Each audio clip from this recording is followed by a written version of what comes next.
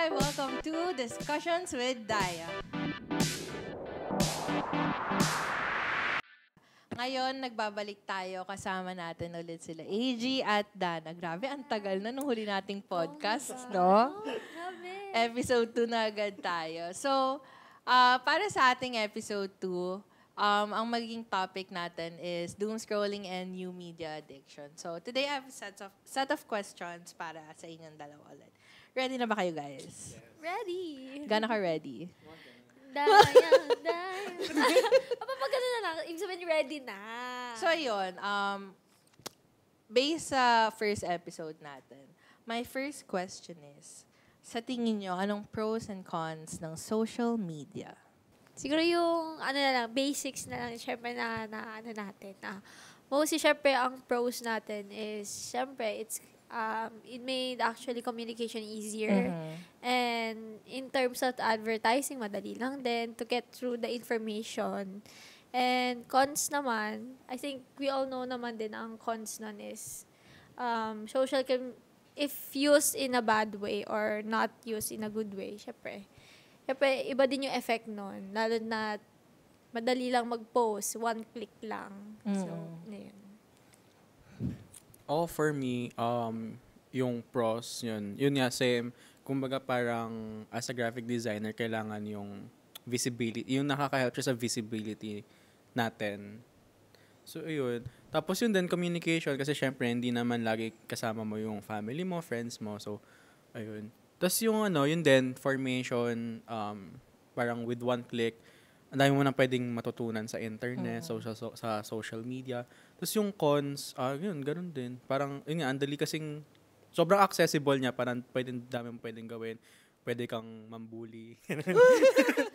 pwede kang manira sa Facebook, ganun. Ayun. So, tapos rin, parang, yung isang con din is parang, it can lead to addiction nga. So, ayun. So, ayun. I think, although tama naman yung mga sinabi niya, I think one of the biggest cons ng social media is yung danger within it. Lalo na, ang dami mong pwedeng makonsume na hindi mo naman intentional, pero mako-consume mo siya and there are dangerous information. Na-experience nyo na ba yun? Na nakakonsume kayo ng dangerous information? Ako, personally, oo, kasi sobrang laganap ng fake news. Before naman kasi hindi ako ganun ka meticulous kapag mag-double check, mag-fact check ba sa internet. So parang, may mabasa lang ako once. Most probably, papaniwalaan ko agad. Uto-uto ako guys dati, gano'n. Dangerous na information. Siguro parang same lang din naman kay AG. Fake news. Syempre, may malaman ka lang and then once na na-brought yun sa discussion face to face tapos pinaglaban mo pa and everything, turns out it's not true. Syempre, I mean, yun nga, yung bang kahalagahan ng fact check din in terms of information, mahalaga. Kaya dangerous in a sense na you did not fact check it kung totoo ba o hindi. Tsaka 'di ba? Sobrang parang open parang unfiltered kasi yung social media. So, I think sobrang common ngayon na a lot of people who use social media or any communication platform is prone to fake news. And medyo pagkukulang nila yun na hindi sila nagpa-fact check. I think kailangan yun matutunan ng mga tao. 'Di ba? Kasi mahirap mag-spread wala tayo chismosa or chismoso, di ba? Pero sana yung mga chinichismis nyo, yung pinoprovide nyong information is actually facts, di ba? Kasi katulad ngayon, politically, sobrang daming fake news. And it's sad na sobrang bilis din maniwala ng ibang mga gumagamit ng social media, di ba? So, aside from dangers, sa tingin nyo, ano yung may mga kilala ba kayo nagdo-doom scroll? Or like addict sa new media, social media, ganun? Siguro yung mga same cases ko lang din na as students, as makakakilala. Yeah, May we're mga friends. malapit kang friends na ano. Yeah. Ikaw, AG. Meron. Ako rin meron, tapos di ko sila magets. Yung humor nila di ko magets. Ikaw kasi hindi ka nag-ano eh. Ganun talaga guys. Pa-edit Hindi- ako ng Angel na Halo. Hindi ka na chronically online. Hindi na. Changed person ka na. Sana all. So, sa tingin nyo, ano na papansin nyo na naging influence ng social media sa mga tao? Like in general.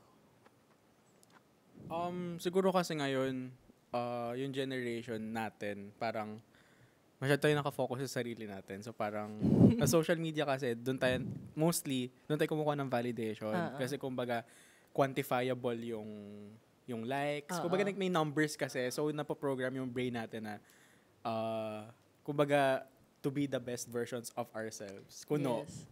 Tapos, parang masyado tayong focused sa validation. So, parang, ang nangyayari, we tend to make a fake version of ourselves. So, parang perfect. Para lang magustuhan tayo na ibang tao. Ganun. Kasi madaming diba? Madaming pinapakita yung mga tao sa social media na hindi naman pala talaga nangyayari sa kanilang buhay-buhay. Fake news. Ayan. Ikaw, Dana. Siguro one time lang naman. Pero, syempre, one time can lead to another. May times kasi na mga group of friends ko dyan na iba-iba kayo. Though may one time kasi yung isang group of friends ko, kada na lang lalabas kami or kakain, cafe, rather than being present. Ayun, nagsiselfone na. Nagsiselfone lang. Though hindi naman siya doom scrolling. Pero papansin mo, ay, once talaga na. Kaya, let's say, may times na nagiging, kaya yung energy ko talaga, kailangan may, yung kapala-mukha talaga to bring the, guys, eto na nga. Parang bring the spirit. Oo. Kasi minsan lang kayo mag-meet, tapos Yeah. nag-phone lang. Kaya, instead of, gino-joke ko na nga lang sila eh. Sabi ko, gagawa na nga lang ako kalokohan para may pagchismisan tayo. Ganon. I mean, in a sense na for you to connect with them. Kasi yun nga. Oo. Lalo na kung high school friends mo or Siyempre magkakahiyaan diba? ng Oo. slide. Or elementary friends. Yung bond nyo ba? Ganon. To bring back that kind of presence when you're with your friends talaga. Tsaka may nalaman din ako na usually we tend to avoid awkwardness by using phones. Ako guilty ako doon. Guilty din. Same. Like yung mga situations so, oh my God, feeling ko ang awkward. Maglalabas na ako ng phone. Parang kunyari busy ako. Oo. Ganun ka? Or hindi? Ako ganun ako, lalo na pag sa public spaces. Okay, Mga same. gatherings, ganun. Oo. Tapos minsan pag super daming tao, gagawin ko. Kung may text akong friend, sabi, tawagan mo nga ako. Para lang maka-walk away ako sa kung ano Oh my God, mang di ko pa nangyayari. na-try yan. Na-try ko naman yung walang kakol. Oh, tapos may kausap ka? Oh my God! I did! Sabi ko, okay na nga. Sabi ko, hi. Gaganon pa ako. Kasi ang awkward kasi, yun nga, pag nasa space ka ni syempre hindi mo kilala yung mga Oo. tao. Tapos parang hindi mo alam gagawin, walang pagtatambayan. Parang bang may maano ka lang. May magawa ka lang na Oo. Diba? So, parang naging lifesaver natin yung mga phones natin by using digital media. So, sa tingin sa mga behavior, like, humor, sa tingin nyo ba na-divide tayo dahil sa humor? Oo, syempre may Kasi mga- iba-iba tayo ng Oo. algorithm eh. Merong mga memes na, yung may mga other undertones na gets ng side na to, gets ng ano. Pero meron namang hindi. Nagkakaroon ng Diba? Parang division. Ay, di ba sabihin, ay, alam mo ba yung meme na to? Ay, hindi ko pa alam yung meme na yan eh. Ganun. Na-hurt ka pag ganun. parang may times na oo, may times na hindi. Pero kung yung context naman or topic is parang hindi ko talaga alam. Siyempre, hindi naman. Pero yung alam ko, hala, fake fan. Ayun. Sa tingin nyo, what are the things na magandang gawin to parang like ibang venture sa buhay para hindi kayo mag-doom scroll, maging addict, ganun. Ayun. Ayun nga guys. Nasa character development Anong suggestion era na nyo? ako. And, syempre, Kasi si G, andun na tayo, papunta Oo. pa lang. ay guys, eto, since I'm going there na, nagte-take a walk ako. Para Walking. hindi man jogging. Pag ako naglakad talaga dito, yung bang walk lang in a sense na nature. One with the nature. Oo, Touch of yung the grass. Suggestion ko guys, ano lang kayo. Like, sa neighborhood nyo. Sa Ano? neighborhood nyo. Marikina. Mula Marikina ng Kamuning. OA. Ang OA mo direct. May heat stroke na tayo no. Okay naman nun. Hoy, walkable seat niya ang Marikina. Ang OA! Hindi talaga tayo matatapos ang podcast na to. Anyways, ito na nga. Ano ulit yun? Baka mag-heal na lang ako pag naglakad ako Marikina hanggang Kamon. Ayun guys, since I'm getting there, I do walks nga sa neighborhood lang. Sa place lang namin. Kasi may park kasi doon na one with nature ang atake and listening to music. Kasi, ayun nga, when you take a walk kasi mapapansin mo yung paligid mo. And then, syempre, medyo makapal mukha ng ate mo. Uy, ano yung mga kapitbahay mo? May mga binibenta. Yung mga, you're communicating. And then, eto, honestly, nung time na heartbroken from friendship and people, nag-ano ako, parang gusto ko muna ng katahimikan on myself. So, and then, habang naglalakad, nakikinig ako ng mga lo-fi songs lang. Para sabi ko, ay, shucks, parang, ay, hindi worth it yung mga tao. Eh, yung, nabibigyan ko, I'm giving value to myself, na wag masyadong hard sa sarili ko. If it's meant to be broken, di ba? What's the point of fixing it, di ba? It's meant to be broken. Sabi ko, ako naman, kung sabi ko na lang, ay hindi, love ako ni Lord.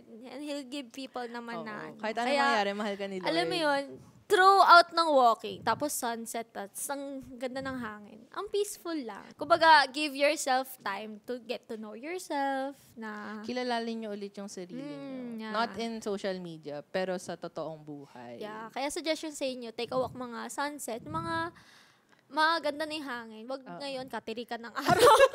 Isipin mo, naglakad ka wag naman Pagod lang yun. Kakalabitin ka talaga ni Lord. Pero yun, guys, don't be too hard on yourself. Kaya yun, pahinga din. Laban na laban kayo sa midterms na ganyan. Pero remember to take a break naman, kahit saglit, di ba? Ayun. So, take a break from social media. Yes. Ikaw, AG. Ikaw. Ayun, personally, pag hindi ako nagpo-phone and journaling ako. So actually, dala ko siya ngayon. Pwede natin pakita. Oh my God! For the Spotify listeners, I'm sorry. Pero yun, meron akong dalawang box na lagi ko siyang dala. So, meron akong planner / journal. Tapos meron akong commonplace box. Itong commonplace book, as the name suggests, commonplace. So, lahat dito ko nilalagay. So, pwedeng pahawak. And thank you. Thank you, dear. So, yan. Meron akong mga sulusol dito for, zoom nyo na lang. Pero, ayan, capstone project siya ng friend ko. So, dito ko siya sinusulat. Tapos, in-invite kasi nila ako as guest artist. So, dito ko nilalagay ideas ko lahat. Tapos, meron din ako dito Parang mga... process book mo, gano'n. Parang gano'n. Oo, process book. Meron dito mga random na sketches, ganyan. Pag wala akong magawa, pag traffic. Tama. Paper is better than screens. Oo, ano lang talaga, parang it's a way din talaga to rest doon sa screens. Kasi, di ba, multimedia art student, lahat tayo digital na. So, parang na-miss ko lang yung papel. So, ayun. Super random na itong commonplace book. Tapos, ang maganda dito, hindi ko siya iniisip na dapat maganda yung sulat, dapat maganda yung freedom. Yung itsura. May freedom talaga kasi parang ako lang naman makakita nito eh. So parang sila nakita na nila. Ayun. Pero yun guys, commonplace book, super helpful. Tapos itong planner ko, this one is a Hobonichi Weeks. So kulay green siya. Tapos dito ko nilalagay yung mga daily ko na plans. So ayan, weekly planner siya. Grabe. Take a break and be organized. Ayun, tama. Kasi before, nag-try akong digital planners. Yung Notion, Google Calendar. Parang coming kasi from a... Kasi nag-trend din yun, di ba? Oo, nag-trend kasi siya at that time. Tapos yun nga, parang ako kasi, mas nauna kong na-try yung physical talaga. Kasi nung high school ako, mahilig ako sa stationery. Kasi nag-hoard ako ng mga papel. To the point na may isang side kami sa bahay na puro papel. Basta ganun talaga siya, guys. Sobrang lala. Kaya nung, ayun nga, after ko, nagtry akong digital planner, siya gumana. Kasi nga parang ang weird kasi nasa screen, tapos tatype mo lang, tapos na, pangit. Wala lang, parang wala siyang personal feel. So, ayun lang, guys. Tapos meron din ako ditong ayan, may journal din ako dyan. Parang siyang anong tawag yan? Bullet journaling. Parang ganon, pero medyo ganon. Pag bullet journal kasi may, may format. Ito kasi wala. I mean, itong journal ko wala siyang format. Parang, siya, free for all. Oo. Thank you, dear. So, Yun lang, guys. Journal kayo. Di ba kanina na-mention din yung trend? So, may mga recent trends kasi. Ito lang, I think, be careful with what trends you join. Yes. Kasi, katulad ni AG, nag-trending yung Notion and nag-join siya sa trend na tinry niya mag-Notion. At hindi naman siya harmful, pero alam niyo ba yung trend na oops, my bad. Basta nag-trending siya sa TikTok and TikTok ka. ayun, ikukwento ko na lang. Nag-trend siya sa TikTok and lalo siyang nag-trending kasi the trend is about showing snippets of some explicit videos. So parang kailangan yung maging careful na hindi lang kayo join ng trend. Be careful of the consequences of what you do. Kasi there is this thing called digital footprint. Once ma-post nyo yan, andyan na yan. Hindi nyo na yan mabubura kahit i-delete nyo yan. Nakita na yan ng tao and malay nyo na, share na, na-save na, ganun. So, yun. So, ang takeaway natin for this episode is take time, be patient, try to be organized, and be careful of what you consume in digital media. So, yun. Thank you, everyone. Thank you, Dana and AG. Thank you for joining me. So, that's it for our episode 2.